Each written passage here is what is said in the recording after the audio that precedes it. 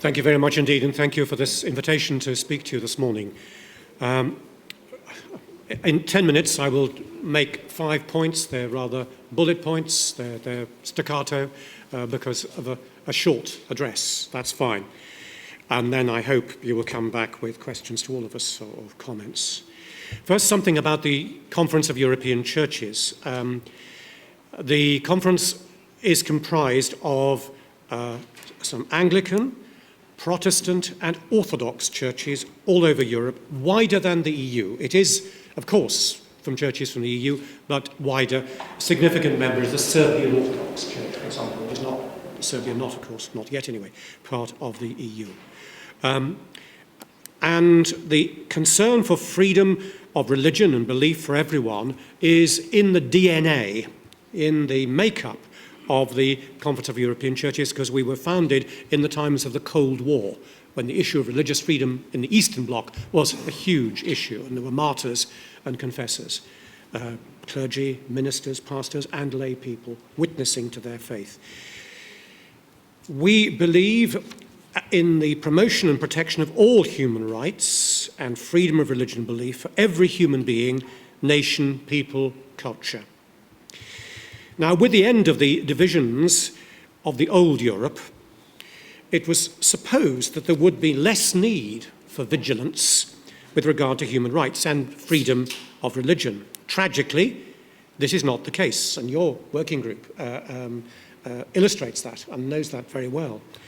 The situation is getting worse rather than better. Deep within the central doctrines of Christianity, and even more so within the faith beliefs of the three monotheistic religions, faiths, the Abrahamic tradition, Judaism, Christianity, and Islam, are to be found the origins of what we now call human rights. Remember the story in the book of Genesis. Abraham recognized in the face of the three strangers the very face of God in the stranger.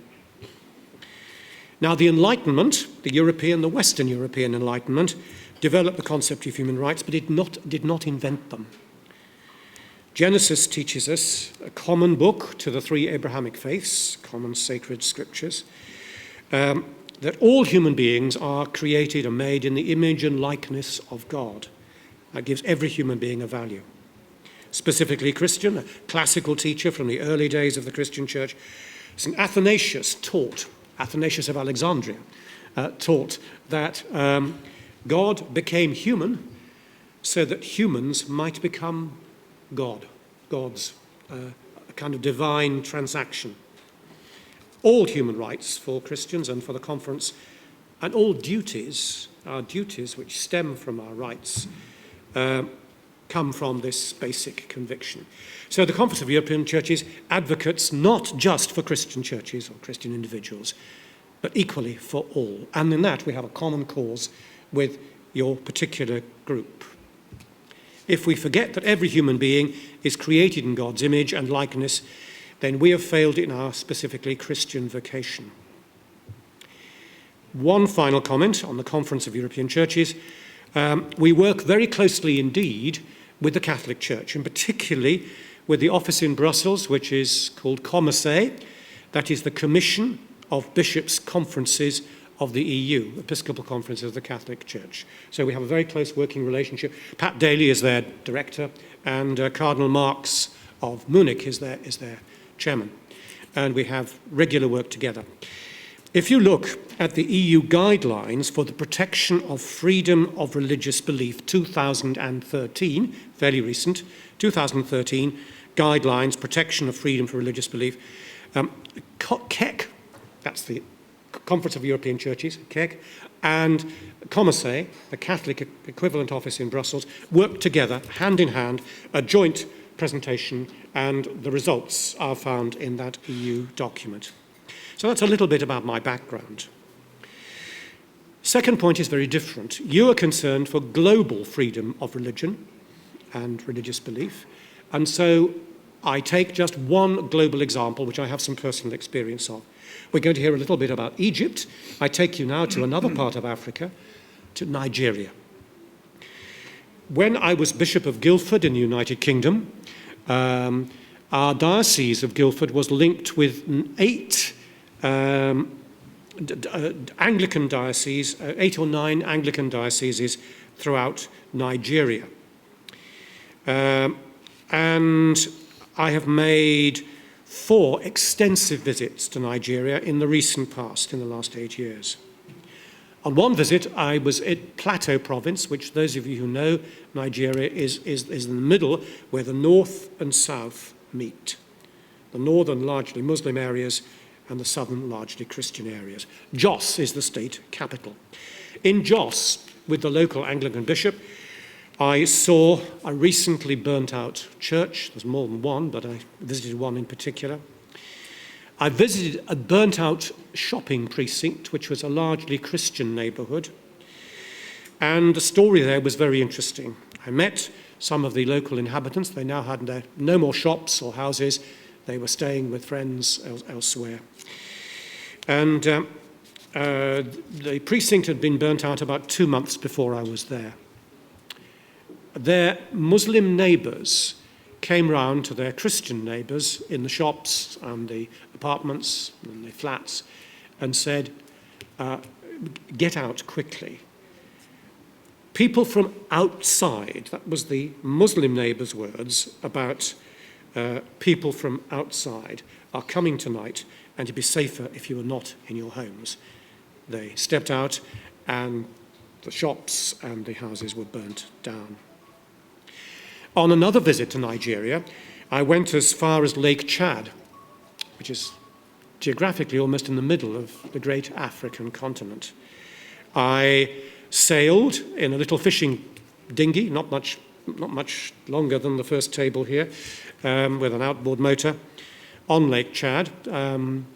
It's a sadly polluted lake now, and it's getting more polluted, and it will eventually be a dead sea. And what that'll do to the neighbourhoods around it, which depend upon fishing for their livelihood, who can tell? So I visited Lake Chad. On my last visit to that part of Nigeria, I was not allowed to go there. When I visited the first time, I visited 3 new little Anglican churches, about 100 to 200 each, tin corrugated iron sheds as the churches, different townships which were fishing townships. Those have all gone. Most of those townships are burnt out, and the story again is people from over the lake, crossing the lake from outside, came, and Boko Haram and the destruction of the communities. It also goes for some Pentecostal communities and some Catholic communities. The state of Maiduguri is more or less destroyed. So I could not go there, and those communities are no more. The priest I saw, I believe, had fled, he was not killed, but everybody had to get out or die. That's just one global example that I have some personal experience of. I will now turn, I'll try and keep my 10 minutes, briefly to Europe. In some countries of member churches of KEK, particularly in the Western Balkans, admittedly with a very hard post-communist situation, with a harsh regime, there are still some difficulties over not persecution but religious freedom questions. And your chairman has already referred to the developing situation in Russia. I paid a visit recently to the Ukraine. I went a little to the east, but it's not easy to go there. But I do know about the situation in Crimea, which now comes under Russian law and the imposition of rules and regulations which only recognize one church, the Russian Orthodox Church. And there have been some expulsions. Some Catholic nuns have had to move. There's no toleration, of course, of the Ukrainian Orthodox Church, the independent Orthodox Church, etc., etc. So there are different issues. But we can also sympathize from the KEK of some Islamic communities. For example, in Austria, a new law last year which would not allow the Austrian Muslim communities to receive any external funding from outside. Now, we know that external funding can be used to fund extremist things, but a blanket refusal for support from outside Austria seems to be, to me, to be violating religious rights. Popular prejudice now can take the form of Islamophobia, we know that, or a toxic revival of anti-Semitism in many parts of Europe. Not just in, for example, France. I know in Manchester and Birmingham and London, serious anti-Semitic revival, and criticisms very much of populist criticisms of which amount to Islamophobia. Populist opposition and anxiety about immigration has been a major factor in the UK referendum, as you're well aware, the Brexit decision.